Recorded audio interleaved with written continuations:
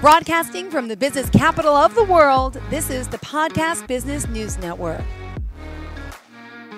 And we are joined now by Iritah Shenmira NABA, who, of course, is here as a Dogon priest, executive director of his own company. Let's talk a little bit about who you are and what you do, because there is a lot to you. Go ahead. Thank you very much. Thank you. Good morning. Yes, my name is Iritah Shenmira NABA. I'm from Burkina Faso, currently living in the United States in Chicago.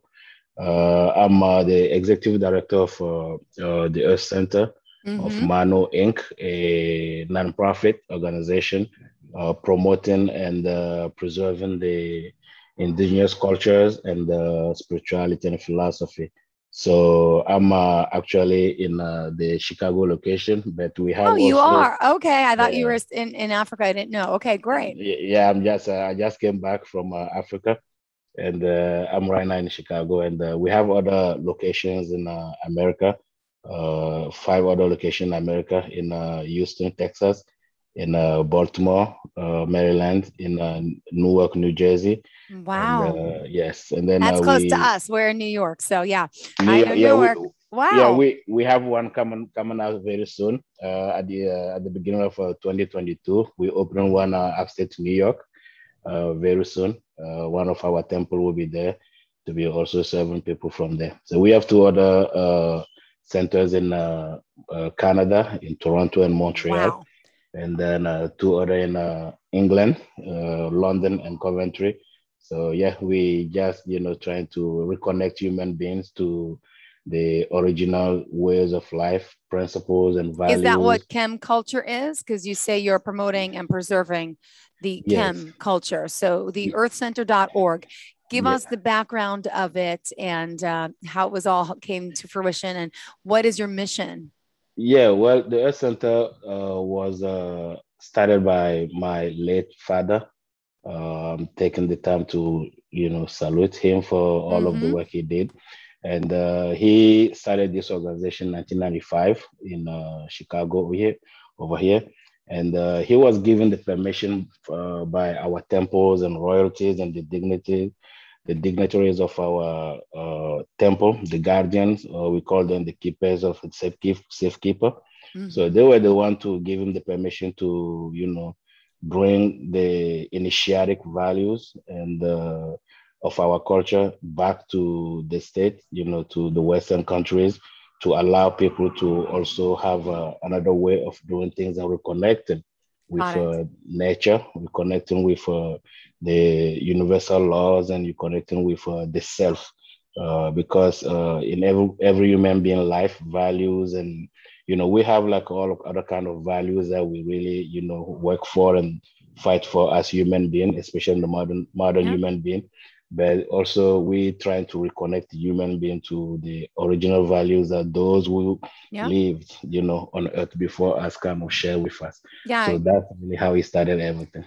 So you say we believe that by returning humanity to the principles of nature, we will bring unity among all people. And you say it's time we look for the unity of all humankind. And you achieve this, again, through the earthcenter.org by 3 different branches. Can we start off by talking about the first? That's the charitable projects that you do.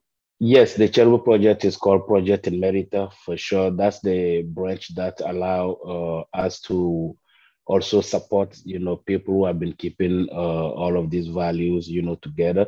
Most of the time, us living in the modern societies, we look at those people as poor people.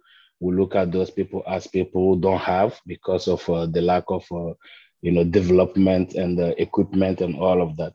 So we also doing that through the project method to allow many children that are in those societies, indigenous society, to have access to the modern ways of life. That allowing them to balance them, by the time they grow up to become adults, balance them and then allow them to really kind of, also serve, whether in the traditional ways of doing things and then the modern ways of doing things. The women, we helping women, also over there with, like clean water.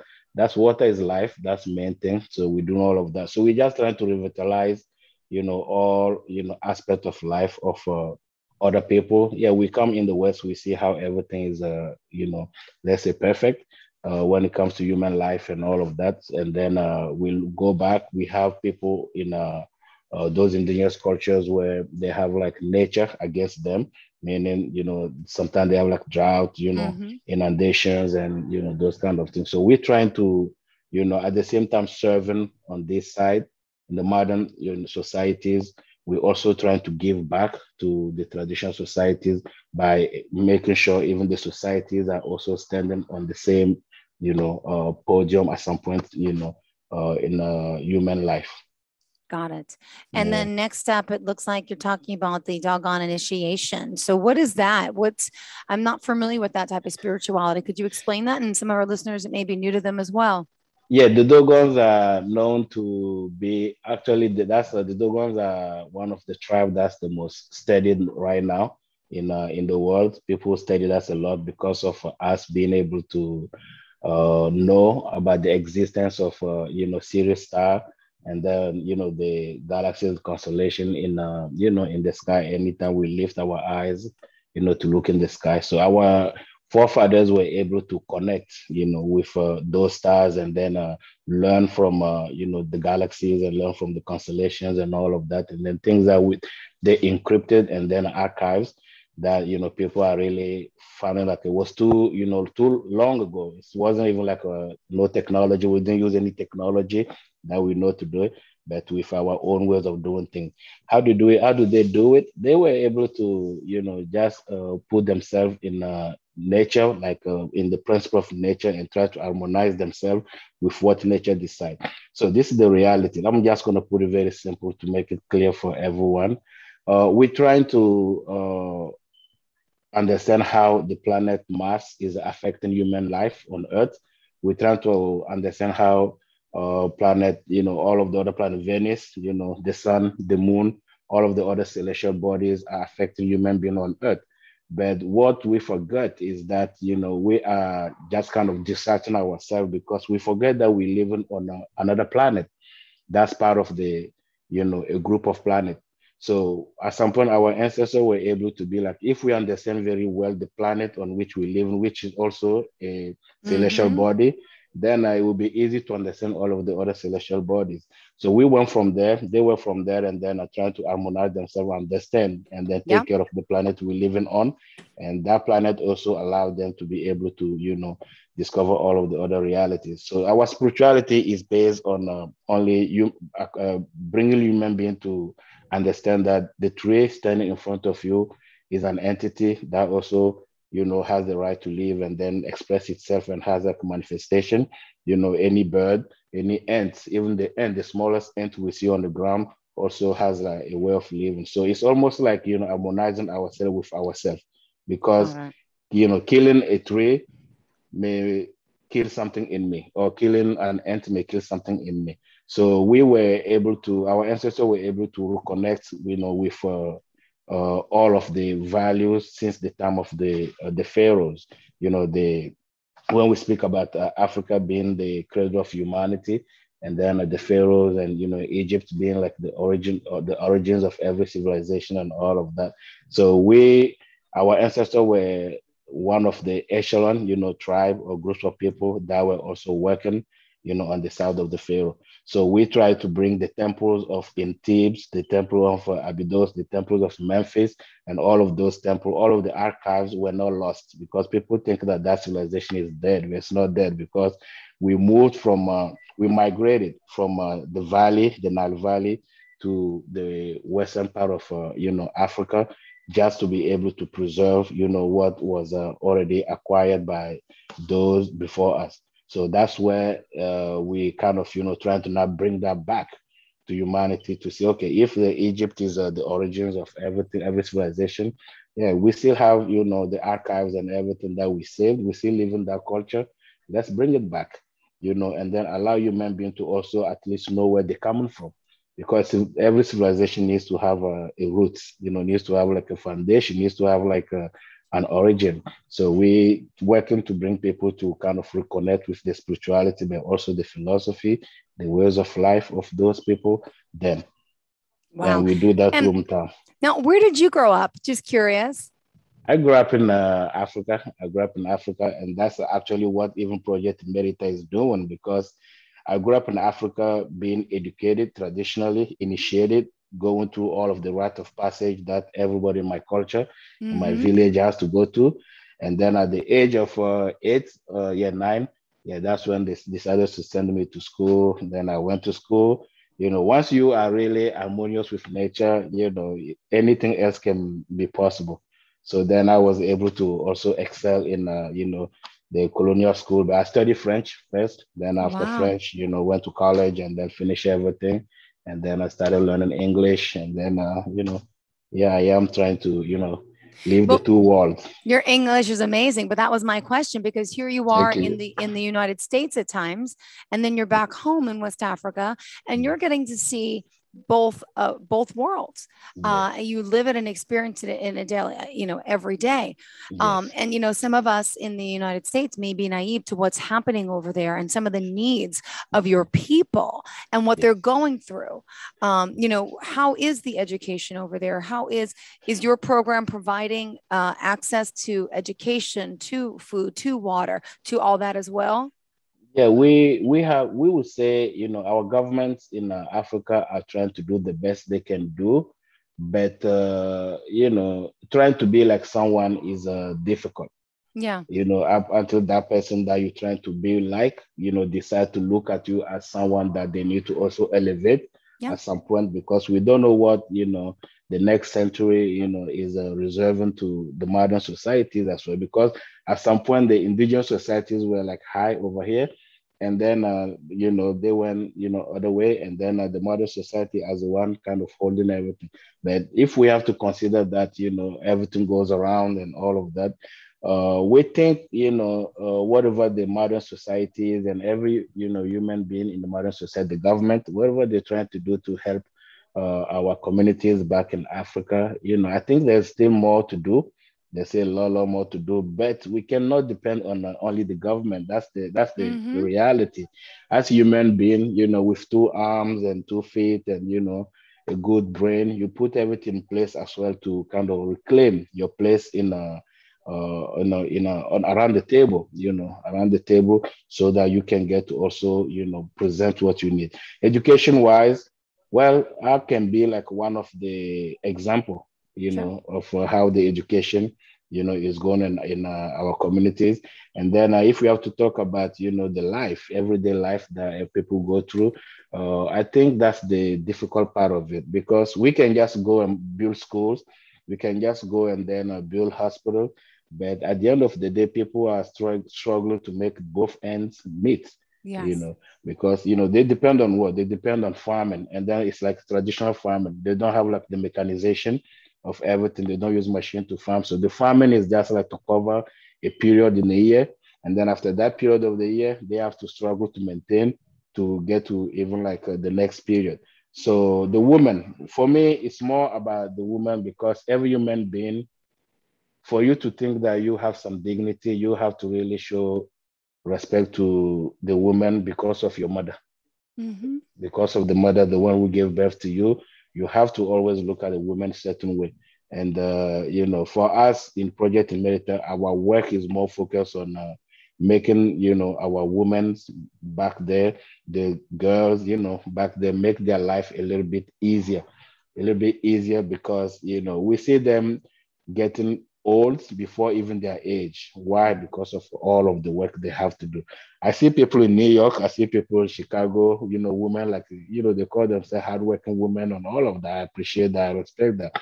But, compared to what, a woman who has to carry like a 5 gallon of water from, a river for, 5 miles to get to the house, or 12 miles to get to the house to serve, to start even cooking, maybe a baby on her back and everything. That's like a lot of work. So we're working on that to also help our government. We're trying to do our best as an individual or as an organization like this to come, to the, support of our government, and then to come to the support of all of the beautiful spirit that decide to also look at those indigenous countries as places where they need to put their dollar, They need to put their energy, they need to put their attention, they need to put their love to make it really happen. So the children are actually, with the new technologies, we're making sure the children also discover what's going on around the world. So we're making sure to, give them the tools, that's like in vacation, when they go for vacation, when they don't have like a school and they're like a school break, then we take them from there and then we put them in an initiation camp, like in the bush, where now with the technology and the traditional thing, we try to teach them both worlds and see how they can face both worlds. Now, how does one get into the program? What are the requirements? Well, the requirement, there's no segregation, there's no, separation. Every human being will feel like they have a beautiful spirit, beautiful soul, and then care for another human being, is welcome to, to join with us and then do the work, to come together with us and then do the work. And then everybody has a capacity. We cannot expect too much from a human being. We can only expect what that human being is capable of doing, or capable of contributing. So to contribute, to be with us, you can go on our website, www.theearthcenter.org. And then we have another sister organization that's focusing on healing. That's Ankasa Natural Healing, trying to bring like those indigenous wisdom and recipes that for thousands of years, were kept, in secrecy and then were being used. We're trying to bring that also in the West to try to help other people. And then for our sister organization, Ankasa Natural Healing, the website is www.ankastalife.org. anhlife.org, and then all of the informations are there to enter in touch with us and see how we can work together. Great. And if people want to make donations, I know you can go right to the earthcenter.org. There's a page there. Now, what else do you want to put out here today? Obviously, for our first Zoom podcast as well. What more do you want people to know? What is important to you to get across to everyone here today? Well, that's something very big, but I consider myself to be, very modest. I don't want to be the one to be like, because many people said it before me, and many great people said it before me, and this is just the time, even with the challenges that the whole humanity is going through with all of the disease and all of the problems that humanity is going through. For me, this is a time that I always, ask human beings to just look deep in our, in our heart and then see the blood that is running in our vein and then see the color of that blood and understand that, the same pain, another person is going through can be identified in another human being, life. And then if you say, that whatever is going on with another human being is not your problem, it just may be you being like accomplice to it, to whatever happened to that person. Now, if you're not an accomplice to whatever is going on in another person's life, I don't think those people choose. Most of the time we say people choose their lives. The life has a way that it kind of, comes to just, tackle us, under our feet. So I just want every human being listening to this, will be watching this, to understand that love is very important. We just have to give that to every human being. And then love is not just to tell human being I love you, it's an action. Love is behavior, love is action. And then any action of love is very welcome in all of the, every corner of the planet. That's what we need at this point. And then asking humanity to really, stay together and then see what kind of planet, what kind of life, what kind of reality we will be leaving behind for our descendants, our children. We have to think about tomorrow, because those who entrusted this life, this earth into us, our hands, I think they have the hope that we will take good care of it and then pass it down to the next generations coming. So we don't want the next generation to come and feel like, oh, okay, those before I didn't take good care of this place. So that's really the message I have to, leave there for today. Great. And also, let me ask you, this past year and a half of the pandemic, how has that affected you personally, the organization, and the people that you help? Yeah, it's I mean, since 2000, end of 2019, it did really affect us, on every level, organizationally, resources wise, financially, we really, face a big, challenge. But as I'm saying, people who are thinking that the work that we're doing has a place to be, on the face of this planet, also try to bring us the help that they need to bring us. And then back home, what the organization has been doing is taking care of, the people back home, because even in some of our villages now, we're facing the situation of jihadism, terrorist attacks and everything. So it makes most of our people also have to, move from their villages to kind of come and live in the city. So like most of the villages are empty now because of the terrorist attacks and everything. So we have to be in charge of those people, taking care of them. It's not easy to take care of about 3,000 people that you call your family, 3,000 people that look at you and be like, oh, these are the people who come to help us. So, Red Cross, can be an organization that the world is known to be doing those things, but, there's some small organization like us, who really care to the point where, like, we want to go and then do it and then help those people. So that's one of other aspects that's really affecting our life now. But we're putting things in place in the way that we can get to, we can get through everything. Great. And you say your mission in your notes is part of teaching people your culture, right? Yeah.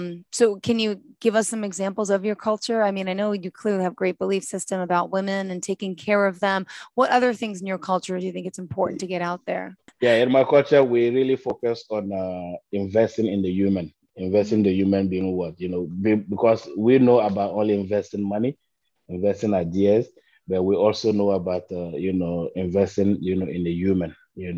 And why do you have to invest in the human? We invest in the human because human being is the present of those in the past.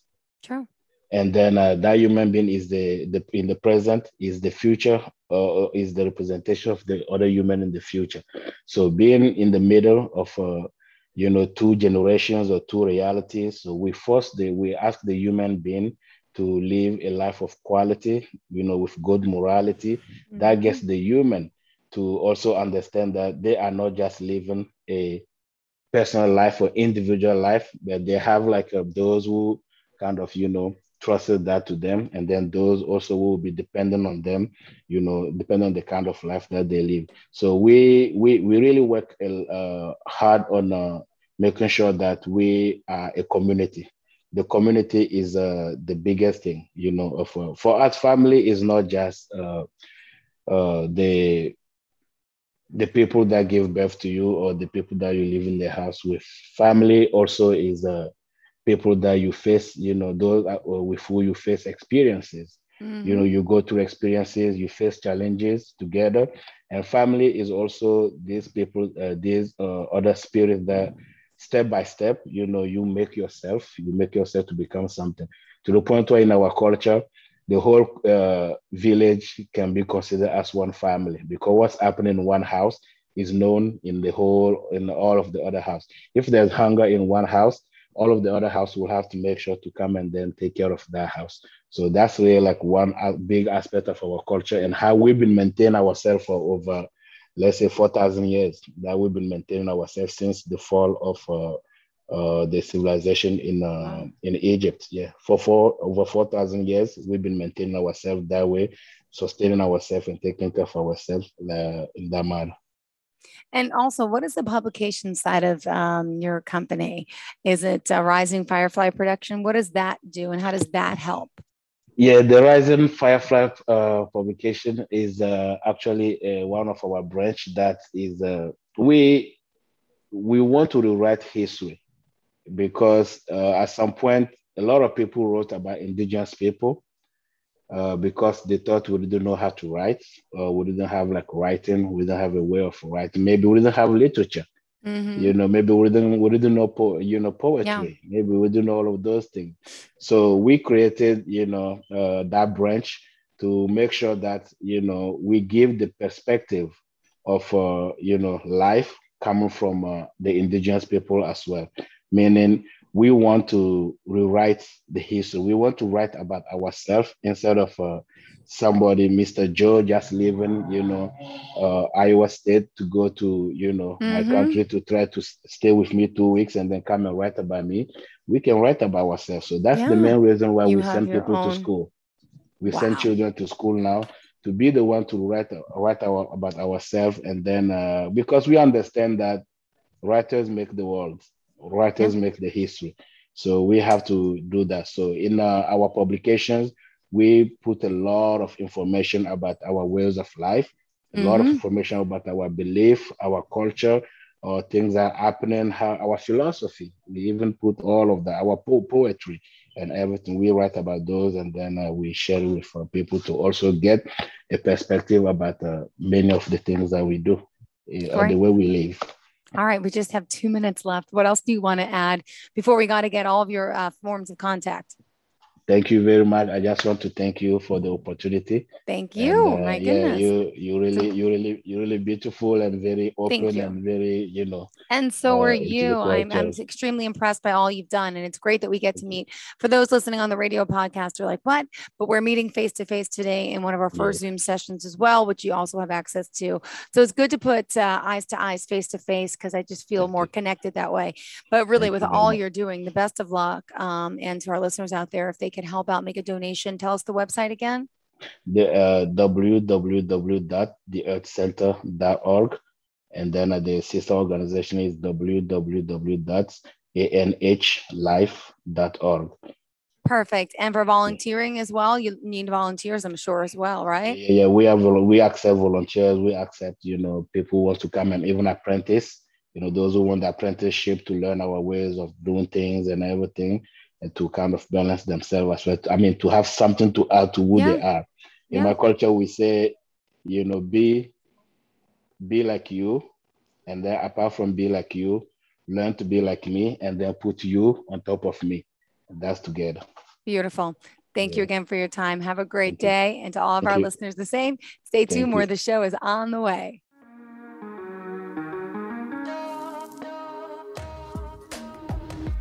Broadcasting from the business capital of the world, this is the Podcast Business News Network. For nearly 2,000 severely injured veterans, everyday life has become filled with barriers.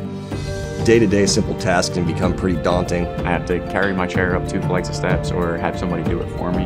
What scares me the most is just the falling. When I'm struggling with my house, I think, to have that one great barrier just knocked down, I mean, it's crucial. Home for Our Troops is a wonderful nonprofit that builds a mortgage-free, fully adaptive, handicap-accessible house. And there's no catch. It'll be our very first home that we've ever owned. This is a game changer. This is where your life begins again. We need you to join us in completing this important mission. Please visit hfotusa.org and help build homes and rebuild lives. Because of you, everything's going to be okay.